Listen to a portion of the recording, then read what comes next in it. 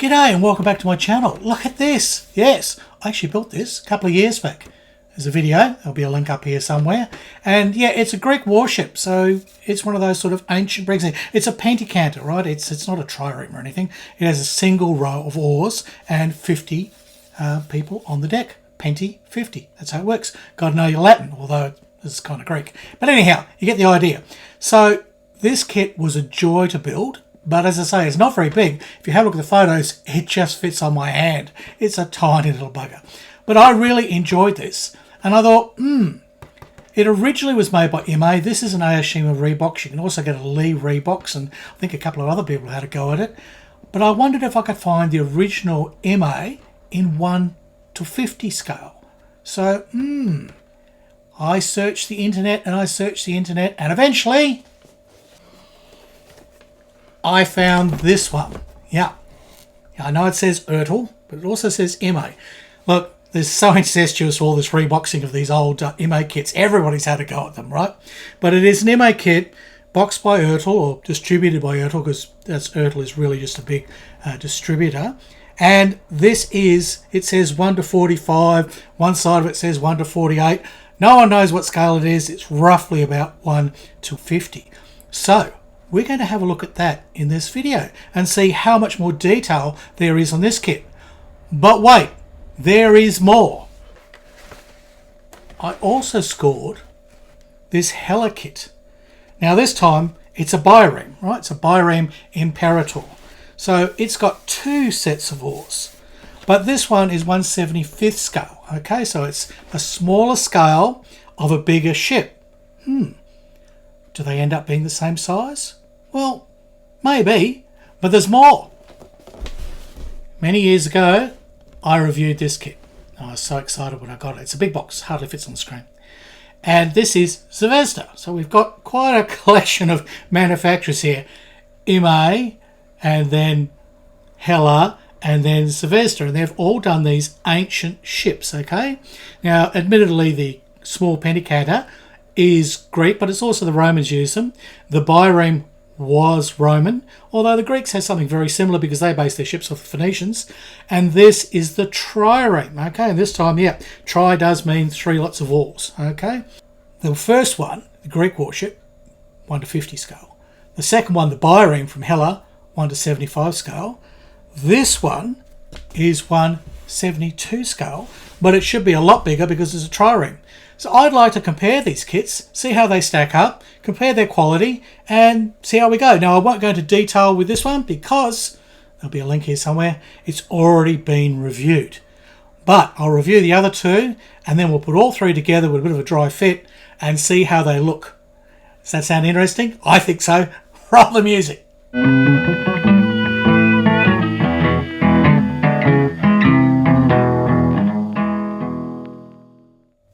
Right, let's get on with this. And as I titled the video, it's all Greek to me.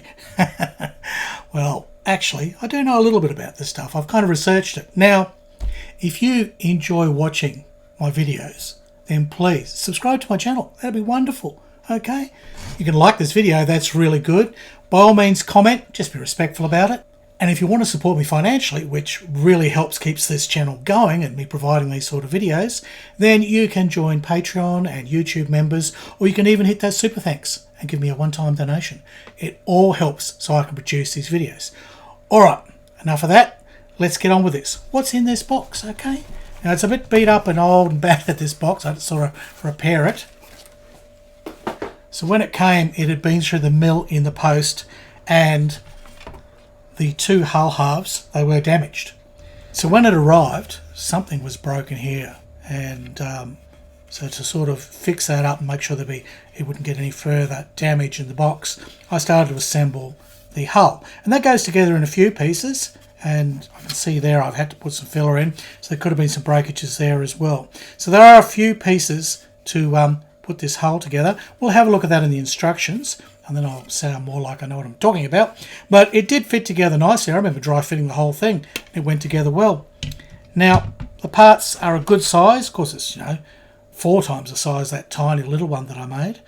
This is the oar deck, so that's where the oars go through, and your rowers are there. forget which way up it goes, but that goes underneath this, which is the deck where you have your Marines. And there's a word for the Greek Marines for this period, and it escapes me at the moment. So if you can remember what it was, let me know in the comments, because they're sort of the soldiers that were on these, that were basically used for boarding and, you know, shore parties and that sort of thing, and you know, basically cooking the meals. Or maybe not cooking the meals. So you can see the deck is nicely moulded there, nicely engraved with all the planks. So that's good. Looks rather nice. So that'd take a wash and it'd come up a treat. I know the little one that I did, it looked beautiful. I didn't need to put a wood veneer deck on. I don't think I'd do that with this, because that's really quite nicely detailed. The sails, amazingly, normally I would go for cloth sails, right? But these are incredibly thin. You know, well, as thin as plastic. They kind of they appear to be thin. This was the same on the little kit. I didn't substitute the sails for cloth because, one, your yard, okay, is nicely moulded in, and there's plenty of detail there. So that was good. And then there's all these little squares and tofts and everything. There's so much detail in there that it was a case of, well, I don't really want to ruin all that, and it's going to be a lot of work to replicate.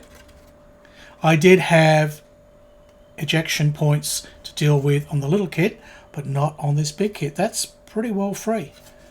The corner here was broken, but that was an easy fix, so that's something I'll have to watch out for. But apart from that, the sails escaped any damage and came through, and honestly, they're so beautifully moulded. I will try and use those to start with and see if I really need to use cloth sails, because they are the dog's business. They really are. Here's your, well, we'd call it a quarter deck or a poop deck on other ships, but it's really just the little rear deck piece, I think. Or it could be the forward piece. It might be the forward piece. I don't know. We'll look at the instructions. I forget. There's a little one at the front and a little one at the rear, or bow on the stern. Okay. And again, same quality of moulding. It should look very nice. I think I'd already started assembling these. Yeah, these are the, if you'd seen the build for the little one, these come in 3 parts, and I'd already started to sort of assemble those. A lot of things were loose in the kit, so that's the thing. I started to put things together just to protect them. That's the section for the bow. And just like the tiny little kit, same sort of moulding, same sort of level of detail. I should be able to pick all that out with a bit of a dry brush, or even using my Posca pens, and I should be able to get all the details. Now you've got, this is different. We didn't have this in the small scale kit. We have some rails, a couple of sets of those. So we didn't have those. I was watching a video about one of the Trireme reconstructions. They'd actually made one. This is in Greece. They'd actually worked off as close to plans or, you know, drawings they could find, and they built an actual Trireme out of the same kind of timbers, and then they attempted to sail it, and it worked. Everything worked. They needed like 100 oarsmen to actually make the thing go. One of the interesting things, I was sort of discussing all the different aspects of naval sort of warfare and basically just how the Greek Navy was then, because it's very different to today. And they mentioned there wasn't a captain. In here, you know, like you assume that'd be the captain of the ship or whatever. No, this was the owner. Like what would happen is the wealthy Greek families, like any wealthy merchants or any person in the top level of the Greek society, they would sponsor and pay for one of these boats, right? And they would sit inside here. This is what they would do. And they would oversee everything. But they would have actual paid sailors on the ship. Like you'd have your oarsmen, but you also had people who were professional sailors. And one of those would be the leader. And I forget the name that they used, but he wasn't called a captain as such. At least that's what these guys were saying, and I found that rather strange. So if you know any more information about that, let me know. But it sort of seems strange you wouldn't have a captain of a ship, but apparently not. So there you go. But again, this is beautifully detailed. It's you can see that the tiny version I had was just scaled down from this. But in this scale at least, things really start to pop out, and you can see a lot more of what's going on, because they were just little blobs in the tiny kit. But in this one, you can see there's actual shapes of flowers and things and symbols. It's rather nice. And I've already sort of popped in, I think it's only dry fit. That's the standard for the stern there. So they can run a big pennant. Foresail, Yep, there will be a foremast here, we'll get to that. Foresail, again, just as well detailed as the mainsail. And again, I can't see any reason why I wouldn't use it. It was broken, the tips are broken, but it looks like I've glued those back on, ready for a bit of light sanding. But they are well detailed on both sides. So again, I will use those. Probably cut off little things like that, or at least reform them to the correct yoke they should be. Do a bit of research on that. Here's, well, that would be your bowsprit. So that's got to be the foredeck. So I was right, that was the stern deck before. So that is the foredeck, okay? The little forecastle they have, and that is the bowsprit, which that foresail goes on. And not a lot of detail on it, but there really wasn't. I mean, there is, I don't know if you can see it, there is rope detail. Like, these little things aren't just bumps. There's actual rope detail in there. So that's rather nice. And the main mast, same sort of thing. There's rope detail. Not sure if that shows under here. Haven't quite got my same lighting setup yet. I will do that. I've only just moved to the new place, so this is just a quick video, rudimentally set up. But anyhow, you get a gist of what's going on. So those parts are all rather nice. You get lines, would you believe it? Yes. And that's actually the stand. You get two lines, and they're what the ship sits on. So that's rather nice. That is rather nice. Now a quick look at the other parts and we'll move on to the instructions. So as you can see, there's sort of big holes where I've already taken things out of. Lots of oars, lots of oars. Well, there's again about 13 to 14 a side, same sort of thing. This kit comes with a nicely moulded anchor, although it kind of looks a little bit too modern for my liking, but it's probably correct. We'll see. There's a little bit of flash here, the only flash I've seen so far, which is on the oars. So they require a little clean up, but it's really not that hard. Look at that piece there, just it'll fall off if I just blow on it. The tiny little parts are flash free, which is terrific. So there's some cleats here for the rigging, and also some belay rails there. Well, I call them belay rails, tying rails. They probably didn't call them belay. That's a bit of a modern word. But some little tie-off rails there for the rigging. So all those parts are looking quite good. We've got a snappy little nameplate. So they give you that, Greek warship. That's rather nice. You've got a few little ladders and a few other little things. That was the sprue for the sails. So we've already sort of examined all that. It does come with the dead eyes. So how about that? You get all your dead eyes, so that's rather nice. I had nothing like that on the other kit. Obviously it was too small. And then you've also got other blocks here. So all your blocks are there. Didn't get any thread in it, but I don't really need that. I've got tons of cordage. Now look, these are the shields, and they are just so lovely. And you see the detail in those? They are really nicely moulded. There's round ones, and there's also more traditional sort of shield shape, which is sort of more modern. I would have thought the ancient Greek was more a round shield, but there's a bit of everything happening here. Let's have a quick look through the instructions, because we've really sort of talked about most of it already by looking at the parts. That's how it will look when it's all done up. Although I think they've got like on the cover, it's got this red and white stripe. I've never liked that. I'll go for traditional Greek blue and white. I'll probably go for a dark body like I did with the last kit, and you know, some white relief detail. That always looks good. They're drawings, well, photographs actually, photographs of the parts, or either they're very, very good drawings, but they look like photographs. So it's pretty easy to see how everything goes together. So you can see the hull was comprised of two halves, and I think that's where the brake was. The brake was basically in the front there in the ram, and then when they went together, they want you to put all these other bits in. I didn't put the insides in. Instead, I jumped right to putting the bottom on, which is somewhere here. I think that's, yeah, because they say here, if you want to do it like waterline, we don't put the bottom part on. But I did put the bottom part on, because I like my ships fully bottomed. Yes, I like a big fat bottom, I really do. So there's no real instruction for doing the bottom. No, I think I had to sort of figure it out. But it wasn't that hard, because basically there was just one section underneath. So look, there's yeah, it goes down to the waterline somewhere there, and then that section goes in, and this section at the back, because if you do a waterline version, I think there's a cut down. You have to cut down the ram. I think they say that in there. There's little instructions for that you need to cut a chunk out of your ram, because that will be your waterline right across there. Okay, so yeah, because the rams are on the waterline. They basically just proud of it, and that allows for a bit of swell on the ship going up and down. But basically they're on the waterline there to ram, because basically that was their only weapon for the ship. The ship's purpose was to ram other ships and sink them, or to get as close as they could, like ram in even if the other ship didn't sink, but then be able to drop a plank across, and then all of the Marines on board go across and attack the other ship. Very interesting. There's plenty of videos on the warfare tactics of these old ships. It's rather fascinating. So that was that. So that sort of all went together rather well. There's really not a lot to it. As you see, you've seen the parts. There's not a lot to it.